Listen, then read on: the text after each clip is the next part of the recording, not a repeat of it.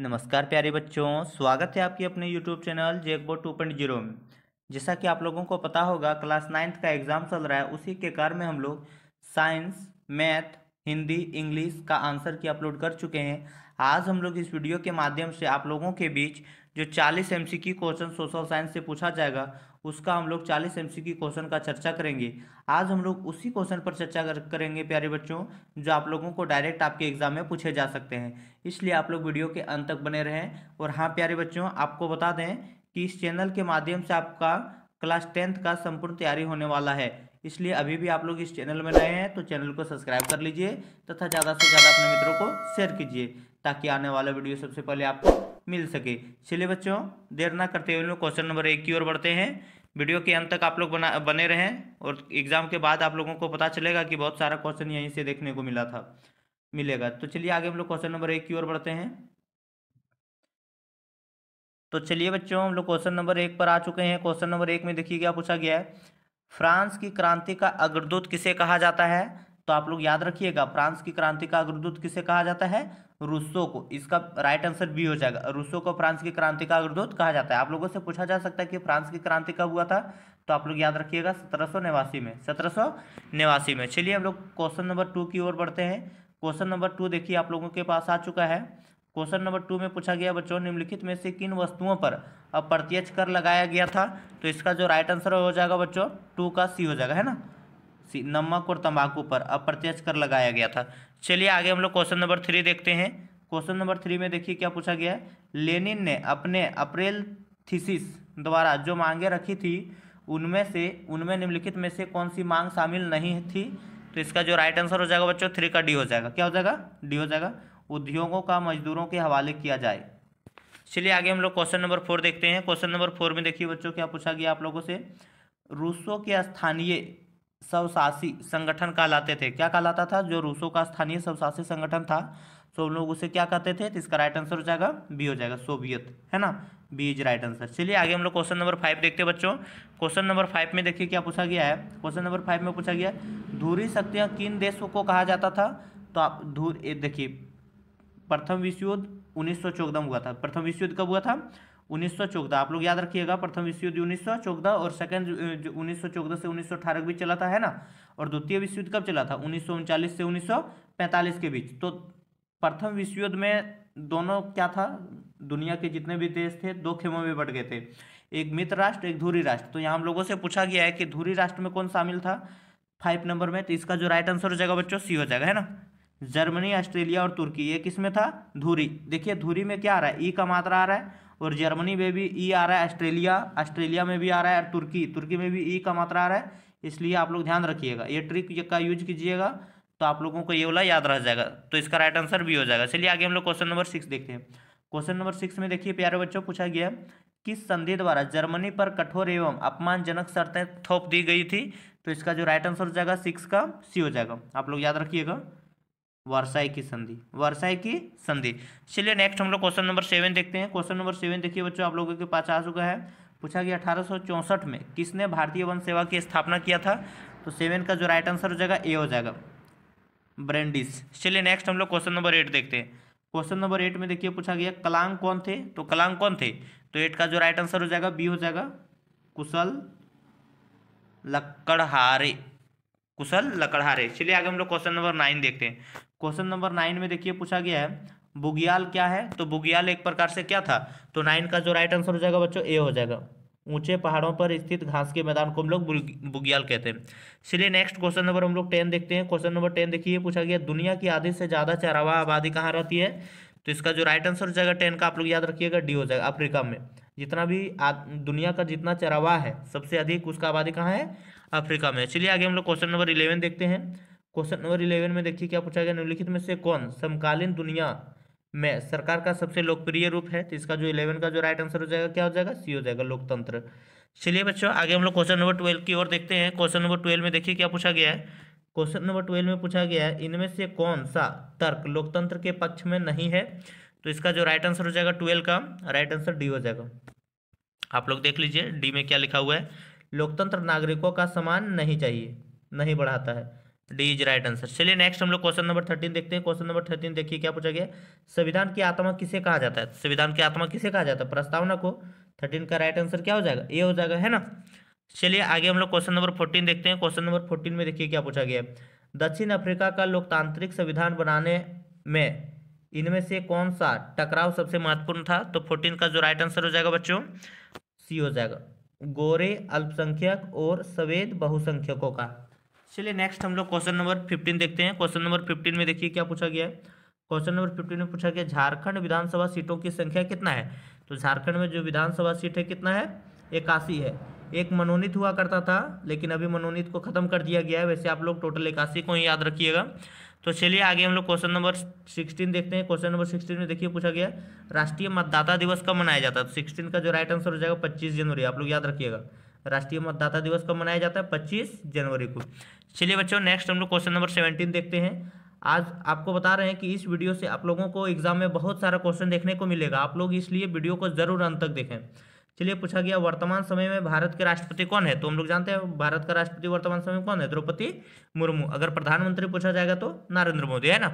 चलिए आगे हम लोग क्वेश्चन नंबर 18 देखते हैं। क्वेश्चन नंबर 18 में देखिए बच्चों पूछा गया निम्नलिखित में से कौन भारतीय संसद के 2 सदन है? तो 2 सदन है, एक राज्यसभा और एक लोकसभा। किसमें है? देखिए ऑप्शन नंबर सी में है, एक लोकसभा और एक राज्यसभा। चलिए आगे हम लोग क्वेश्चन नंबर 19 देखते हैं। क्वेश्चन नंबर 19 में देखिए क्या पूछा गया है। संगठन और संघ बनाने की स्वतंत्रता किस मौलिक अधिकार के अंतर्गत आता है? तो 19 का जो राइट आंसर हो जाएगा बच्चों बी हो जाएगा, स्वतंत्रता का अधिकार। कुल मौलिक अधिकार कितना है? 6 है। टोटल पहले 7 मौलिक अधिकार था लेकिन संपत्ति के मौलिक अधिकार को 44वें संविधान संशोधन 1978 के द्वारा हटा दिया गया है। चलिए आगे हम लोग क्वेश्चन नंबर 20 देखते हैं। क्वेश्चन नंबर 20 देखिए पूछा गया आप लोगों से, इसमें पूछा गया निम्नलिखित में से कौन मौलिक अधिकार नहीं है? तो कौन नहीं है? देख लीजिए, ये वाला नहीं है, जाति भेदभाव का अधिकार, ये मौलिक अधिकार नहीं है, बाकी वो सब है। चलिए आगे हम लोग क्वेश्चन नंबर 21 देखते हैं। क्वेश्चन नंबर 21 में देखिए क्या पूछा गया भारत का क्षेत्रफल विश्व के क्षेत्रफल का कितना प्रतिशत है? तो 2.42% होता है ना। तो इसलिए इसका राइट आंसर क्या हो जाएगा? बी हो जाएगा, बी इज राइट आंसर। आप लोगों से पूछा जाएगा कि भारत का क्षेत्रफल कितना है? तो 32,87,263 किलोमीटर, या तो आप लोग 32.87 लाख भी याद रख सकते हैं ना। चलिए आगे हम लोग क्वेश्चन नंबर 22 देखते हैं। क्वेश्चन नंबर 22 में देखिए निम्नलिखित में से कौन हमेशा बर्फ से ढका रहता है? तो 22 का जो राइट आंसर हो जाएगा बच्चों ए हो जाएगा, ए इज द राइट आंसर, महानिमालय। चलिए आगे हम लोग क्वेश्चन नंबर 23 देखते हैं। क्वेश्चन नंबर 23 देखिए क्या पूछा गया उत्तरी मैदान किन नदियों से बना है? तो उत्तरी मैदान का जो निर्माण हुआ है नर्मदा, कृष्णा, सिंधु, गंगा और ब्रह्मपुत्र से हुआ है। D is right answer, Sindhu, Ganga और ब्रह्मपुत्र। चलिए आगे हम लोग क्वेश्चन नंबर 24 देखते हैं। क्वेश्चन नंबर 24 में देखिए क्या पूछा गया प्रायद्वीपीय नदियां होता है। प्रायद्वीपीय नदियां क्या होता है? तो 24 का जो राइट आंसर हो जाएगा सी हो जाएगा, वर्षाकालीन। हिमालय की नदियां होता है हिमालय की नदियां जो होता है सो 12मासी नदी। 12मासी नदी किसको बोलेंगे? जिसमें वर्ष भर पानी रहता है। और ये जो प्रायद्वीप की जो नदियां होता है सो मौसमी नदियां होता है या वर्षकालीन जल प्रवाही होता है, मतलब मौसम के अनुसार ही उसमें वर्षा रहता है। चलिए आगे हम लोग क्वेश्चन नंबर 25 देखते हैं। क्वेश्चन नंबर 25 में देखिए पूछा गया निम्नलिखित में से कौन लवणीय झील है? तो सांभर झील क्या है? एक प्रकार से लवणीय झील है। सांभर झील कहाँ पे है बच्चों? आप लोग को बताइए कमेंट करके। वैसे भी चलिए हम बता दे रहे हैं, सांभर झील राजस्थान में है ना। आप लोग कमेंट करके बताइए कि डल झील कहाँ पे है। चलिए आगे हम लोग देखते हैं क्वेश्चन नंबर 36। क्वेश्चन नंबर 36 में देखिए पूछा गया निम्नलिखित में से कौन जलवायु को प्रभावित करने वाला कारक नहीं है? तो 26 का जो राइट आंसर हो जाएगा डी हो जाएगा, D is the right answer, मौसम समाचार। चलिए नेक्स्ट हम लोग क्वेश्चन नंबर 37 देखते हैं। क्वेश्चन नंबर 37 में देखिए पूछा गया भारत में मानसून का आगमन कब होता है? तो हम लोग बहुत अच्छा से जानते हैं कि इसका जो आगमन होता है जून के प्रारंभ में होता है, बी इज राइट आंसर। चलिए आगे हम लोग क्वेश्चन नंबर 28 देखते हैं। क्वेश्चन नंबर 28 में देखिए बच्चों पूछा गया नागफनी किस वनस्पति क्षेत्र में पाई जाती है? तो 28 का जो राइट आंसर हो जाएगा सी हो जाएगा, कंटीले वन तथा झाड़ियों के क्षेत्र में, कंटीले वन तथा झाड़ियों के क्षेत्र में। आगे हम लोग क्वेश्चन नंबर 29 देखते हैं। क्वेश्चन नंबर 29 में पूछा गया भारत में लिंगानुपात के संबंध में कौन सा कथन सही है? तो इसका जो राइट आंसर हो जाएगा 29 का सी हो जाएगा, महिलाओं की संख्या पुरुषों की संख्या से कम है ना। चलिए आगे हम लोग क्वेश्चन नंबर 30 देखते हैं। क्वेश्चन नंबर 30 में देखिए बच्चों क्या पूछा गया जनसंख्या में होने वाले परिवर्तन की क्रिया है क्या है? तो इसका जो राइट आंसर हो जाएगा सब हो जाएगा। जनसंख्या में परिवर्तन कब होगा? जब जन्म दर होगा, मृत्यु दर होगा या प्रवास भी होगा तब परिवर्तन होगा, या तो घटेगा या तो बढ़ेगा, है ना। चलिए आगे हम लोग क्वेश्चन नंबर 31 देखते हैं। क्वेश्चन नंबर 31 में देखिए क्या पूछा गया उत्पादन की पहली आवश्यकता क्या है? तो 31 का जो राइट आंसर हो जाएगा बी हो जाएगा, भूमि। उत्पादन हम लोग कहाँ करेंगे, भूमि रहेगा वहीं पे करेंगे, इसलिए इसका राइट आंसर क्या हो जाएगा, भूमि। चलिए आगे हम लोग क्वेश्चन नंबर 32 देखते हैं। क्वेश्चन नंबर 32 में देखिए पूछा गया अस्थायी पूंजी और कार्यशील पूंजी किसके स्रोत है, तो 32 का जो राइट आंसर हो जाएगा बच्चों ए हो जाएगा, भौतिक पूंजी, भौतिक पूंजी के रूप में। चलिए नेक्स्ट हम लोग क्वेश्चन नंबर 33 देखते हैं। क्वेश्चन नंबर 33 में देखिए इकोनॉमिक्स से क्वेश्चन पूछा गया है, पालमपुर में गैर कृषि क्रियाएं हैं तो क्या है, तो 33 का जो राइट आंसर हो जाएगा बच्चों आप लोग देख लीजिए डी होगा, उपरोक्त सभी हो जाएगा, है ना। परिवहन होगा, दुकानदारी होगा और लघु विनिर्माण। चलिए आगे हम लोग क्वेश्चन नंबर 34 देखते हैं। क्वेश्चन नंबर 34 में देखिए पूछा गया है किस प्रकार की जनसंख्या अर्थव्यवस्था की परिसंपत्ति है, तो इसका जो राइट आंसर हो जाएगा 34 का राइट आंसर ये हो जाएगा, ये इज द राइट आंसर, साक्षर एवं स्वास्थ्य जनसंख्या। चलिए नेक्स्ट हम लोग क्वेश्चन नंबर 35 देखते हैं।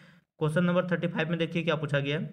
क्वेश्चन नंबर 35 में आप लोगों से ये पूछा गया है, इसमें पूछा गया निम्नलिखित में से किनमें निवेश से मानव संसाधन में उच्च प्रतिफल प्राप्त हो सकता है, तो इसका जो राइट आंसर हो जाएगा 35 का सी हो जाएगा, सी इज द राइट आंसर, शिक्षा और चिकित्सा से। चलिए बच्चों आगे हम लोग क्वेश्चन नंबर 36 देखते हैं। क्वेश्चन नंबर 36 में देखिए क्या पूछा गया है, विश्व में भारत में खाली घर, तो यहाँ क्या भराएगा, निर्धनतों का संकेंद्रण है, तो 36 का जो राइट आंसर हो जाएगा ए हो जाएगा, सबसे अधिक निर्धनतों का निर्धन का मतलब क्या होता है, गरीब, सबसे अधिक गरीब कहाँ पे है, भारत में है ना। चलिए आगे हम लोग क्वेश्चन नंबर 37 देखते हैं। क्वेश्चन नंबर 37 में देखिए क्या पूछा गया, निर्धनता रेखा का निर्धारण करते समय इनमें से किस पर विचार नहीं किया जा सकता है, तो इसका जो राइट आंसर हो जाएगा 37 का सी हो जाएगा, मनोरंजन आवश्यकता पर, है ना। चलिए आगे हम लोग क्वेश्चन नंबर 38 देखते हैं। क्वेश्चन नंबर 38 देखिए ये भी इकोनॉमिक्स से है, बफर स्टॉक क्या है, तो बफर स्टॉक हम लोग किसको बोलते हैं, 38 का जो राइट आंसर हो जाएगा आप लोग देख लीजिए ये हो जाएगा, सरकार द्वारा अधिप्राप्त अनाज का जो भंडार होता है उसको हम लोग बफर स्टॉक बोलते हैं, बफर स्टॉक। चलिए नेक्स्ट हम लोग क्वेश्चन नंबर 39 देखते हैं। क्वेश्चन नंबर 39 देखने से पहले बता दें आपको बच्चों कि क्लास 10th का आपका संपूर्ण तैयारी इस चैनल के माध्यम से होने वाला है, इसलिए आप लोग भी अभी भी आप लोग इस चैनल में नए हैं तो अपने प्यारे प्यारे हाथों से इस चैनल को सब्सक्राइब कर लीजिए। और हाँ प्यारे बच्चों, आप लोगों को बता दें जो वीकली क्वेश्चन टेस्ट होता है उसका रेल वाला, उसका भी हम लोग आंसर को करवाएंगे इस चैनल के माध्यम से, इसलिए आप लोग चैनल को जरूर सब्सक्राइब कर लें। चलिए आगे हम लोग क्वेश्चन नंबर 39 का राइट आंसर देख लेते हैं। क्वेश्चन नंबर 39 में देखिए बच्चों क्या पूछा गया, खाद्य सुरक्षा का क्या अर्थ है, तो इसका जो राइट आंसर हो जाएगा 39 का राइट आंसर बी हो जाएगा, B is the right answer, सभी लोगों के लिए सदैव भोजन की उपलब्धता, खाद्य सुरक्षा का यही अर्थ है। चलिए आगे हम लोग क्वेश्चन नंबर 40 देखते हैं। क्वेश्चन नंबर 40 में देखिए पूछा गया है सार्वजनिक वितरण प्रणाली किससे संबंधित है, तो 40 का जो राइट आंसर हो जाएगा बच्चों क्या हो जाएगा, सी हो जाएगा, सी इज द राइट आंसर, खाद्य सुरक्षा। धन्यवाद बच्चों, आशा है कि आपको वीडियो अच्छा लगा होगा। अगर आपको वीडियो अच्छा लगा है तो लाइक कीजिए, शेयर कीजिए और सब्सक्राइब कीजिए। आपके एग्जाम के लिए बेस्ट ऑफ लक। धन्यवाद, जय हिंद, जय भारत। मिलते हैं नेक्स्ट वीडियो के साथ, तब तक के लिए बाय।